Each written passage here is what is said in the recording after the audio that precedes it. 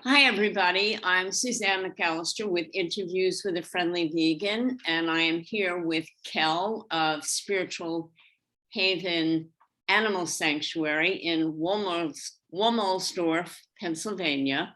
And Kel also has a pet sitting business called Kel's Pet Sitting.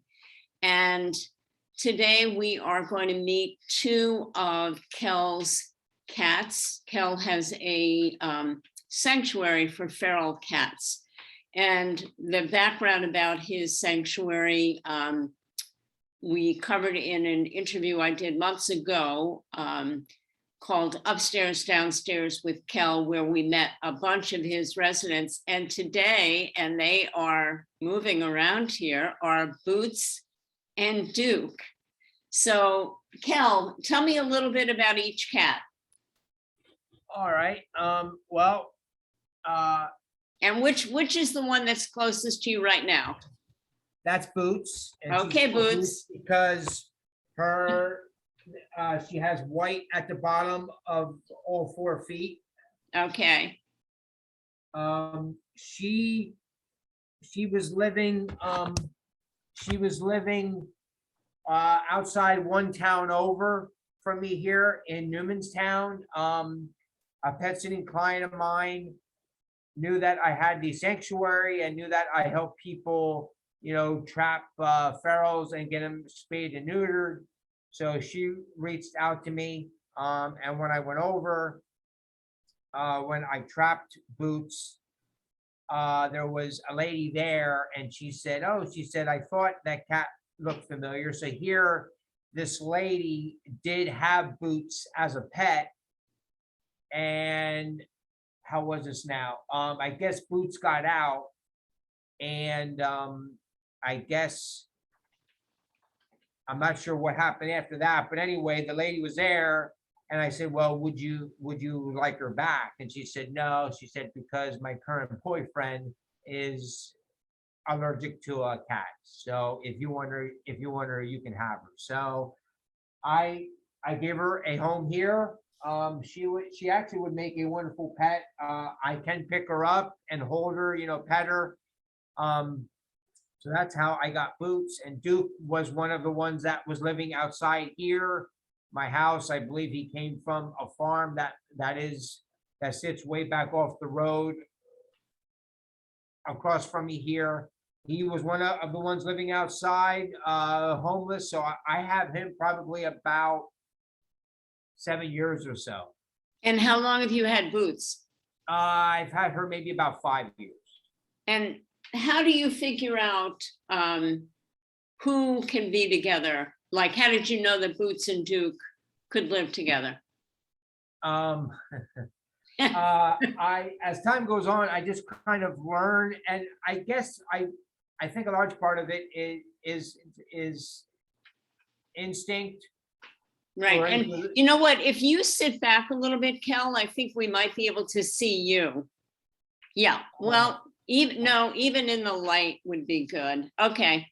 You're still in shadow, but okay. Oh, yeah. That's all right. So I pretty much go by my intuition and just partly what feels right, and also just going by what they tell me, kind of. And Duke was downstairs in the basement in the main sanctuary, and he was losing a lot of hair, and I thought it was either allergies or something going on down there in the basement. So I brought him upstairs. And, he always was one of the friendlier ones. So not to sound like callous, but I mean, I have several cats in the basement that I've had for years, and they're just feral. I can walk near them, but they don't want to be touched, petted, nothing like that. So I kind of, unless I feel there's a strong reason to bring them upstairs in one of the bedrooms up here, I let them in the base in the main sanctuary, Yes. with the other kitties. So Duke was always, very friendly, and as I say, was losing hair, so I brought him upstairs. Boots is in here because she was being picked on in the main sanctuary. I saw various cats at different times, like going after her, and she was yelling, so she obviously was stressed down there. Yes. So I put her into the other bedroom across the hall here, with two other females, cats, and it's amazing how things work. She started picking on one of the cats in there. I thought, you know what, these two, I'm pretty sure should get along fine. So I put them in here 2-3 years ago, and they're doing great. That's They're doing great. together. That's Yeah, great. yeah. Well, it's just so interesting how you managed to make this all work. I think when we talked months ago, you had 19 cats, is that right? Yeah, real good memory, Suzanne. Yeah.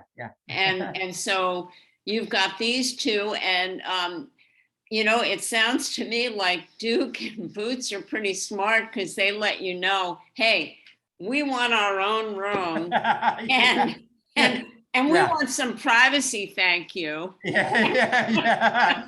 And here they are, they have a really, really good life. So I wanted to ask you, what do you want people to know about running a sanctuary for feral cats? What's it like? It's the two things that jump out to me is it's a lot of work, and it can be very gut wrenching. I've been on a pretty good roll here. I haven't lost anybody. 18 was a very bad year, 2018. I lost in the last video. I explained when I lost Lori, my beloved fiance. Well, she left me with with 3 cats back in 2011. Well, the last 2 of those 3 cats I lost in 2018. Plus, I lost, I think, 2 of the sanctuary cats in 2018. So 2018 was rough. I was very happy to see that year end. Yes. I'm trying to think. I didn't lose anybody in 2019 or 2020 or 2021 thus far. Wow. On a roll, yeah. I love, I love what you're saying, Kel, which is that even though they're feral and some of them won't let you touch them, you have a bond with them. Absolutely, yes. And so yes. it's gut wrenching. So Yeah. one last thing, if people are interested in helping Spiritual Haven Animal Sanctuary, what would be a good way for them to help you? And maybe stand up so they can see your face, your face in the light. Well, let me see here. I'm trying to. Yes. There we go. Yay. Yeah. Probably the easiest would be, as you mentioned, Suzanne, I also have a pet sitting business. I have a website. It's kelspetsitting.com.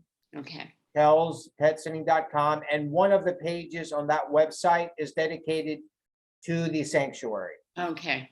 Great. And on that page, it lists the various ways, if people feel called to, they can lend support to the sanctuary.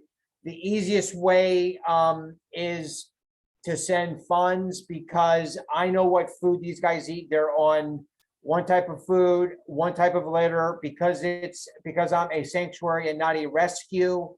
I found what works, and in the past I've tried changing up their food even slightly, and in no time the diarrhea started.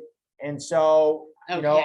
I know what food they're on. It's a specific type of science diet food, and the litter I use, it's pellets. A lot of cats, they don't do well with pellets. They don't like using it. I think it's mainly because these guys were living outside, and they're grateful for pretty much anything. So yes, it's an environmentally friendly pellet that is made from sawdust and recycled paper.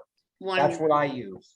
Well, so kelspetsitting.com, and then that will educate people about where to go if they want to make a contribution. And the other thing I want to say is that you're in Wilmersdorf, Pennsylvania, if people are looking for a pet sitter. And just give me what is that close to Wilmersdorf?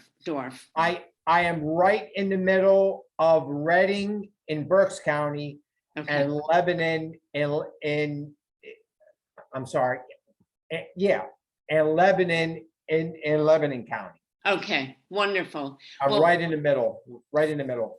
thank you for introducing us to Boots and Duke, who were very, very good in letting us see them. And thank you again for making time. I know how busy you are with the sanctuary and with your pet sitting. So thank you, Kel. Thank you very much, Suzanne. All right. I really appreciate it. Thank you. Bye.